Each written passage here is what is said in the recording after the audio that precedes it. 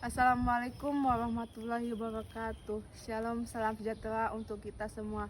Perkenalkan, nama saya Istiqomah Lestari Agus, NPP 300418, nomor absen 07. Saya dari kelas I4. Saya akan menjelaskan tentang korupsi. Korupsi merupakan kata yang tidak asing bagi kita. Nah, mari kita lihat bagaimana sih pendapat orang-orang tentang korupsi. Korupsi itu apa sih? Korupsi membunuh masa depan bangsa Indonesia. Korupsi adalah sebuah kejahatan. Korupsi itu merugikan negara dan hanya menguntungkan satu pihak saja. Korupsi mematikan. Korupsi itu merupakan suatu perbuatan yang curang. Korupsi itu jahat. Korup artinya busuk, suka mencuri uang sogok, uang suap, ataupun memakai kekuasaan untuk diri sendiri dan lain sebagainya.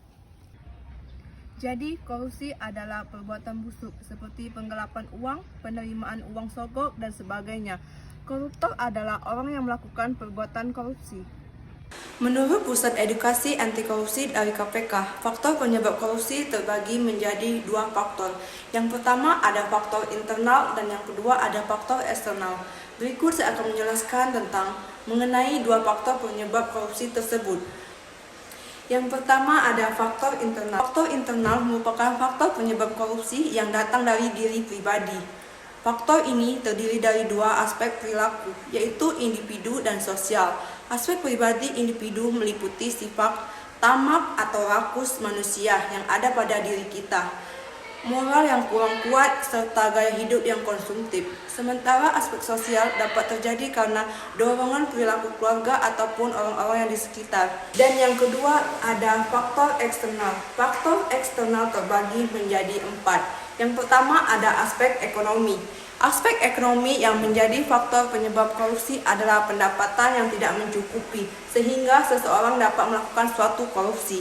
Dan yang kedua ada aspek sikap masyarakat terhadap korupsi, di mana nilai-nilai di masyarakat kondusif untuk terjadinya korupsi. Di antaranya adalah masyarakat kurang menyadari bahwa korban utama korupsi adalah masyarakat sendiri. Masyarakat kurang menyadari bila dirinya terlibat dalam korupsi. Masyarakat kurang menyadari bahwa korupsi akan bisa dicegah dan diberantas bila mereka ikut aktif dalam agenda pencegahan dan pemberantasan korupsi itu sendiri. Yang ketiga ada aspek politis. Aspek politis yang menjadi faktor penyebab korupsi, seperti kepentingan politis, meraih dan mempertahankan kekuasaan, sehingga hal itu bisa menyebabkan suatu adanya korupsi.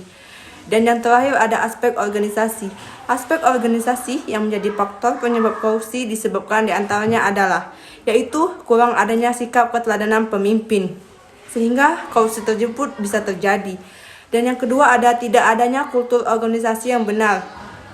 Yang ketiga ada kurang memadainya sistem akuntabilitas yang benar. Dan yang keempat ada kelemahan sistem pengendalian manajemen.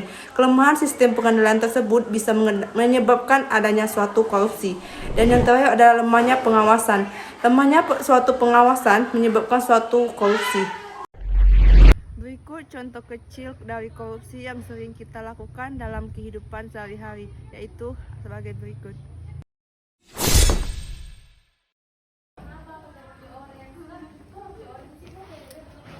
Aduh, gimana nih aku bisa-bisa telat apel nih?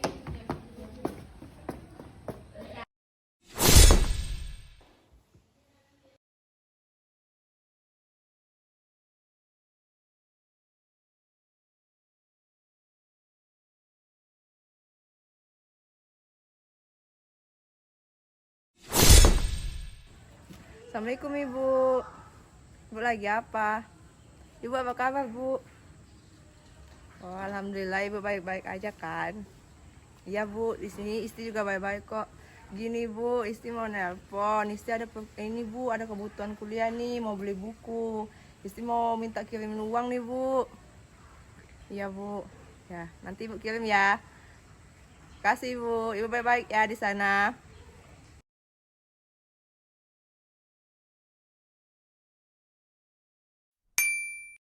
Menurut kalian integritas itu apa sih? Nah, mari kita bahas. Sebagian besar orang mungkin sudah familiar mendengar kata integritas, namun belum memahami sepenuhnya apa makna kata tersebut. Sebagian lagi mungkin menganggap bahwa integritas adalah hal yang abstrak untuk didefinisikan. Nah, bagaimana kita dapat mengaktualisasikannya bila kita pun belum memahami sepenuhnya apa itu integritas? Untuk itu, yuk kita pahami bersama apa integritas lewat 9 nilainya sebagaimana dirumuskan oleh Komisi Pemberantasan Korupsi, yaitu KPK. 9 nilai yang merangkum integritas tersebut dikenal juga dengan nilai-nilai anti korupsi. Semakin banyak nilai-nilai anti korupsi yang ditunjukkan, maka semakin tinggi pula nilai integritas yang dimiliki oleh orang tersebut. KPK sendiri membagi integritas ke dalam 3 komponen nilai-nilai. Yang pertama yaitu nilai integritas inti, yaitu jujur, bertanggung jawab, dan disiplin. Berintegritas jujur adalah lurus hati, tidak curang, dan tidak berbohong.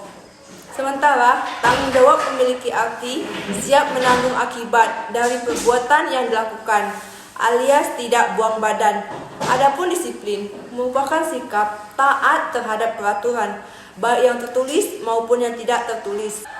Yang kedua ada nilai integritas etos kerja, yaitu mandiri, kerja keras, sederhana. Mandiri artinya tidak bergantung pada orang lain, sedangkan kerja keras berarti gigih dan fokus dalam melakukan sesuatu, serta tidak asal-asalan. Sedangkan sederhana memiliki arti bersahaja dan tidak berlebih-lebihan.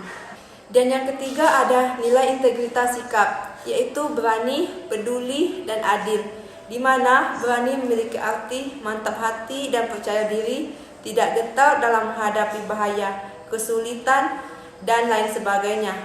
Sementara peduli ialah mengindahkan, memperhatikan, atau menghiraukan orang lain. Adapun adil ialah berlaku sepatutnya dan tidak sewenang-wenangnya.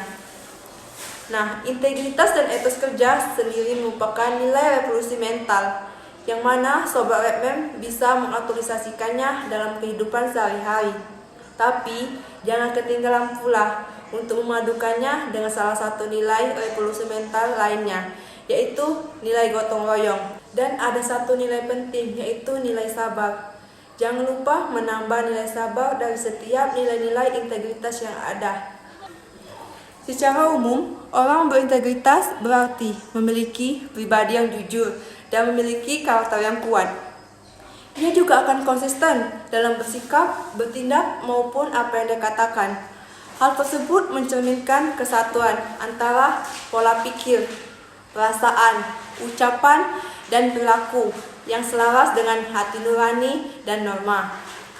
Orang yang memiliki integritas akan tetap teguh, baik di tengah api godaan maupun ketika tidak ada orang yang melihat, dan akan bersabar ketika hidup tidak berjalan dengan mulus.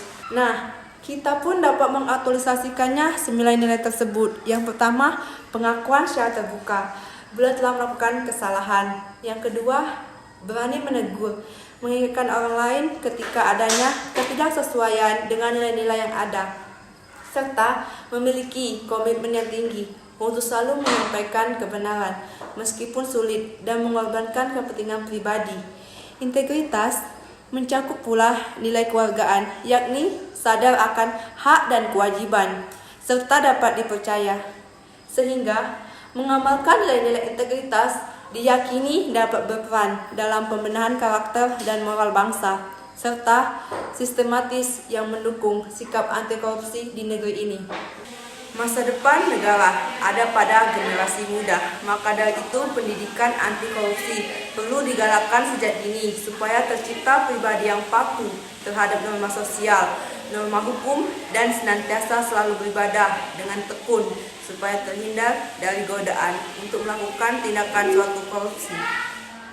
Peran generasi muda dalam membangun negara dan menumpas korupsi sangatlah penting. Adapun cara yang dapat dilakukan yaitu membentuk gerakan sosial yang melibatkan mahasiswa dengan membentuk gerakan peduli yang mensosialisasikan dampak korupsi bagi masyarakat dan menanamkan mindset untuk sama-sama tidak melakukan korupsi. karena korupsi lahir dari dalam diri manusia itu sendiri. Korupsi bukan lagi simbol bagi pejabat-pejabat karena dapat dilakukan oleh siapapun. Oleh karena itu, saat ini pelaku-pelaku korupsi tidak hanya dari kalangan pejabat tinggi saja dan tidak menutup kemungkinan bahwa kebiasaan yang salah dapat menumbuhkan sifat yang serakah yang menyebabkan seseorang melakukan tindakan korupsi. Hal ini selain menjadi tugas mulia karena sedikit banyak dapat membantu dalam pengurangan tindakan korupsi. Hal ini pula yang dapat mendorong kita untuk menjadi pribadi yang senantiasa selalu berperilaku baik dan bertindak seadil-adilnya. Yuk Sobat Redman, revolusi mental ya. Sebagai generasi penerus bangsa, sudah sepatutnya kita tanamkan ke-9 nilai integritas ini sebagai pedoman hidup sehari-hari. Yuk mari sama-sama bangun karakter bangsa Indonesia yang berintegritas, dimulai dari diri sendiri. Ayo berubah mulai dari sekarang.